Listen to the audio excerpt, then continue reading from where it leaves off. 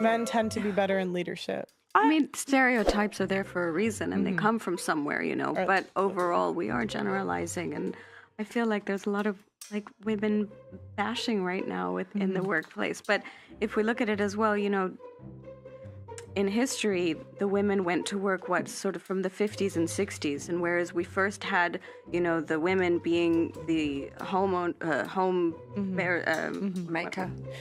that's the word I'm looking for. They also work on like the farm too. Yeah. Well, in the U.S. Sorry, I'm thinking U.S. Actually, I was thinking about the U.S. too. That's where I read the statistics from. But basically, when the women went into the workforce, sort of the family side of things struggled. That was also when divorce rates went up by, I think, like 80% or something crazy like that.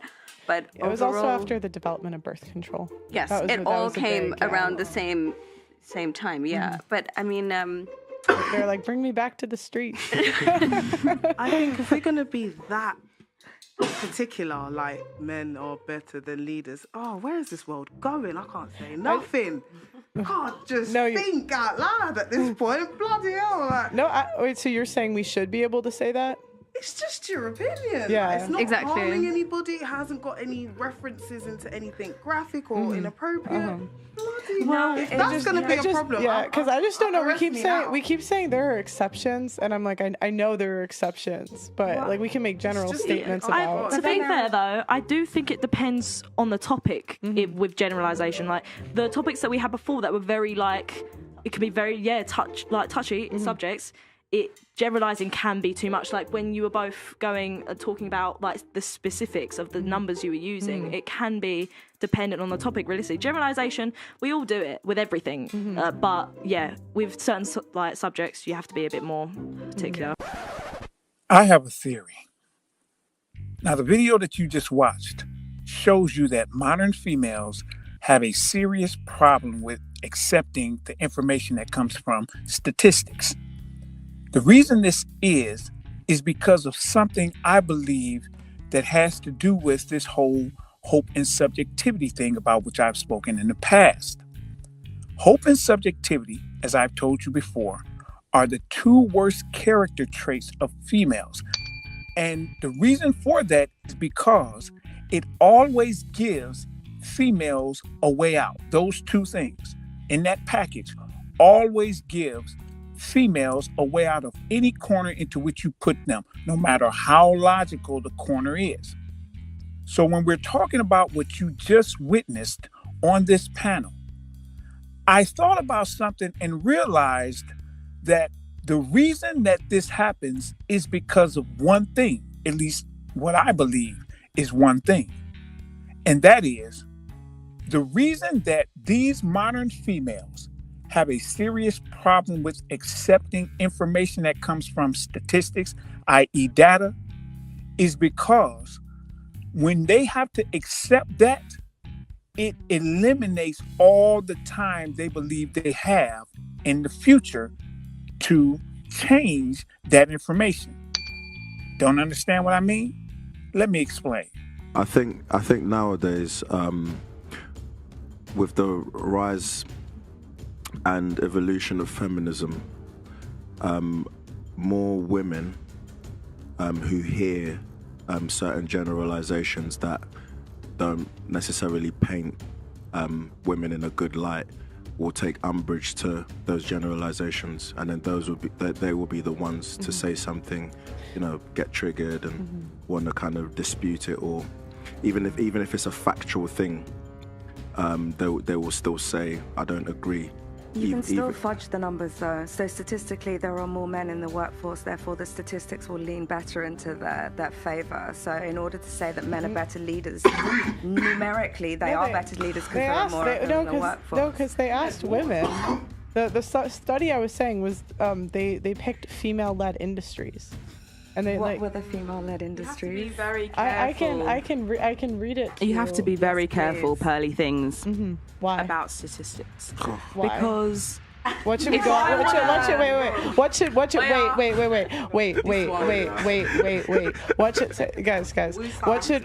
who's laughing in the mic? It's me. I'm sorry. I apologize. What should we go off our feelings? Let's just say we have two numbers, 97 and 3. we're going to put that 97 into a couple of different formats. We're going to put it into percentages, and then we're going to put it into money. It can be dollars, pounds, into whatever currency you wish. Modern females will see the statistics of 97% of females will fail at this particular thing, and they will say, yeah, but 3% of us won't, so it's a chance. Why is it that 3% is so powerful to them, as powerful as the 97% against them? It's because they believe they have 4,000 days to change it, i.e. 12, 13 years. Think about that. When you say, hey, this is going to be bad for you, they say, well, I'm different. And so in their minds, they're thinking by the time it gets to the point where they say it's going to be bad for me, it won't be bad for me. Because what? I'm different. That's the whole 4,000 days thing. You look up and it'll be 3,965 days. And they're like, oh, I still got time. You'll look up and it'll be 3,762 days. Yeah, I still got time. This is how they think. Now, watch this on the flip side when we change it from percentages to currency. When you say to them, hey, here's $97 and here's $3. Which one do you want? What do you think they're going to say? They're going to say the $97. But my response to that would be, no, because $97 is the same as $3. It's still a chance, right? So here, take the $3. And they'll say, no, give me the 97. Why? Oh, don't worry. I'm going to explain. Let's take it and switch it from that and put it into an additional format where it's parachutes. You say, hey, these parachutes over here open 97% of the time. These parachutes over here only open 3% of the time. Which one do you want? Oh, well, give me one from the 97 pound. Because 97 and 3 are pretty much the same, right? Right? You still have a chance, right? So here's the 3%. I'm not taking that. Give me the 97%. That's what they do, right? Why? Because modern females do not want to take the risk that they say with the 97% and 3% when it comes to something that's an immediate repercussion. Think about what I just said.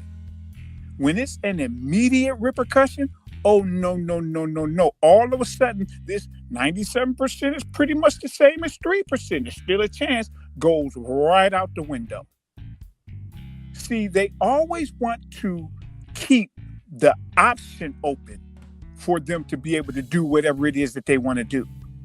But whenever time runs out, all of a sudden, their brain becomes logical.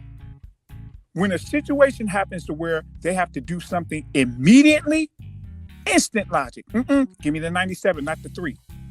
But when it's something to where they believe they can get their cake and eat it too by dragging out the time and doing whatever they want to do, and then before the time runs out, grabbing what it is that they want, all of a sudden, the 3%, that's good enough too. Because in relationship realms, the 3% are those guys who none of the girls dang near get. And they believe, give me this whole 12 years to try to get that guy. And then, once I see that I can't get him, I'll just take one of the 97%. This is what they do. This is why I believe that they just will not accept relationship data, but will accept the same percentages when it comes to either money or something like picking anything that if they pick wrong, gives them an immediate negative repercussion.